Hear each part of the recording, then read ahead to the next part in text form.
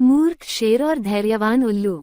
बहुत समय पहले की बात है। एक घना और विशाल जंगल था जहां हर प्रकार के पशु रहते थे और उस जंगल का राजा एक ताकतवर लेकिन बहुत जल्द गुस्सा करने वाला शेर था जिसका नाम वीरकेतु था।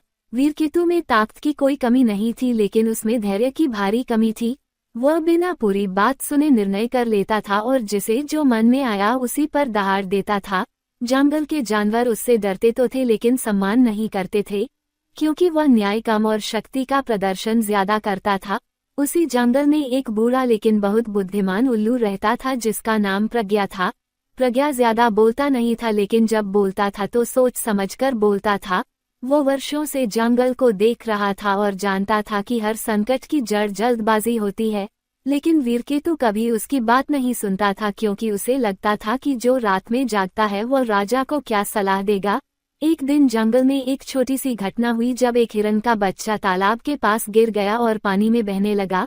कुछ जानवर मदद के लिए दौड़े लेकिन वीरकेतु ने बिना जांच किए यह मान लिया कि हिरनों ने तालाब गंदा किया है और क्रोध में आकर उसने पूरे हिरन झुंड को तालाब से दूर रहने का आदेश दे दिया।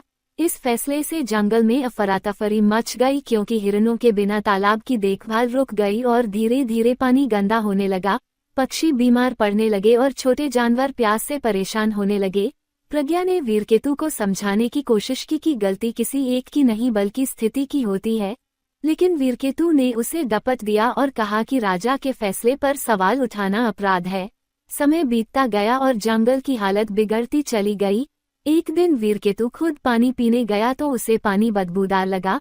वो गुस्से में और भड़क उठा और भी सख्त नियम लगाने लगा जिससे जंगल के जानवरों में डर और असंतोष दोनों बढ़ने लगे। उसी बीच जंगल में एक नया संकट आया जब बाहरी जंगल से लोमड़ियों का एक समूह चोरी छिपे अंदर घुसने लगा और छोटे जानवरों का भोजन चुराने लगा।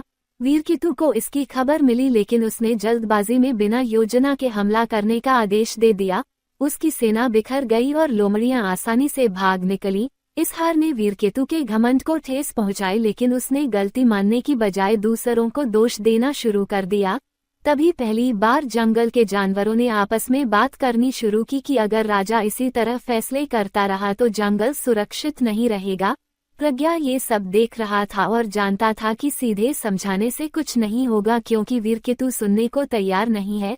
इसलिए उसने धैर्य से सही समय का इंतजार किया। कुछ दिनों बाद जंगल में भयंकर आंधी आई जिससे कई पेड़ गिर गए और रास्ते बंद हो गए।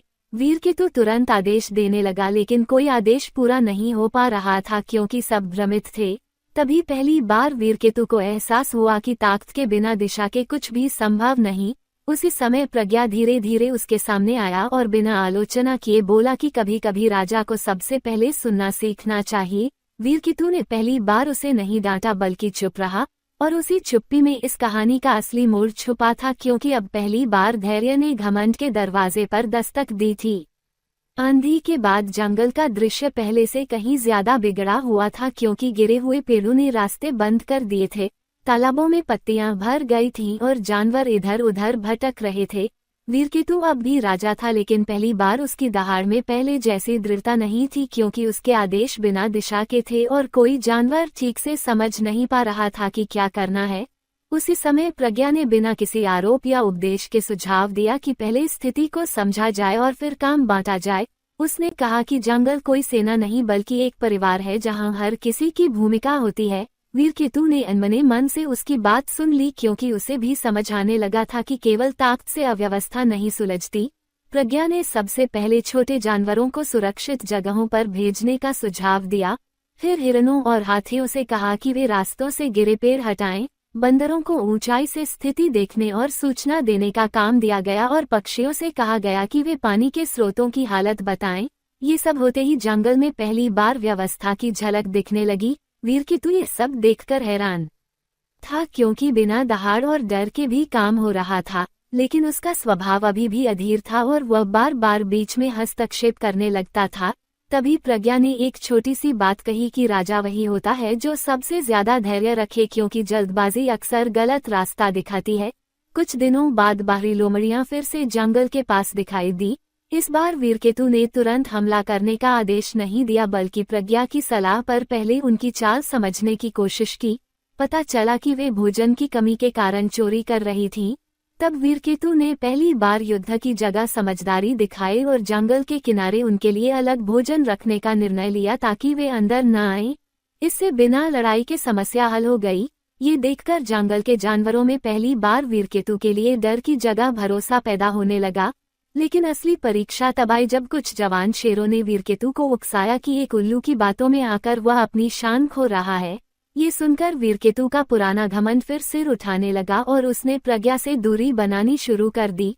प्रज्ञा ये समझ गया कि परिवर्तन सीधी रेखा में नहीं होता, वह कभी आगे तो कभी पीछे जाता है। इसलिए उसने स्वयं को अलग कर लिया और जंगल की गतिविधियां दूर से देखने लगा। कुछ ही समय में वीरकेतु ने फिर से जल्दबाजी में एक फैसला लिया जिससे पानी के बंटवारे में असंतुलन पैदा हो गया और जंगल में तनाव लौट आया। तब वीरकेतु को ये स्पष्ट दिखने लगा कि जब वह धैर्य से काम करता है तो जंगल फलता फूलता है और जब घमंड में निर्णय लेता है तो समस्याएं बढ़ती हैं। ये समझ उसके भीतर धीरे धीरे गहराई से उतरने लगी और पहली बार उसे यह एहसास हुआ कि बुद्धि किसी की उम्र या ताकत से नहीं बल्कि अनुभव और सोच से आती है। और अब वह उस मोड़ पर खड़ा था जहां उसे तय करना था कि वह पुराना राजा बने रहना चाहता है या सच में जंगल का हितैषी बनना चाहता है। वीरकेतु उस दिन बहुत देर तक अकेला बैठा रहा क्योंकि पहली बार उसे साफ दिखाई दे रहा था कि जंगल की शांति उसके आदेशों से नहीं बल्कि उसके व्यवहार से जुड़ी हुई है। उसने पिछले समय को याद किया जब उसकी दहाड़ से सब चुप हो जाते थे लेकिन समस्याएं जस की तस रहती थीं। और फिर उन दिनों को भी याद किया जब उसने प्रज्ञा की सलाह मानी थी और बिना डर के काम पूरे हो गए थे।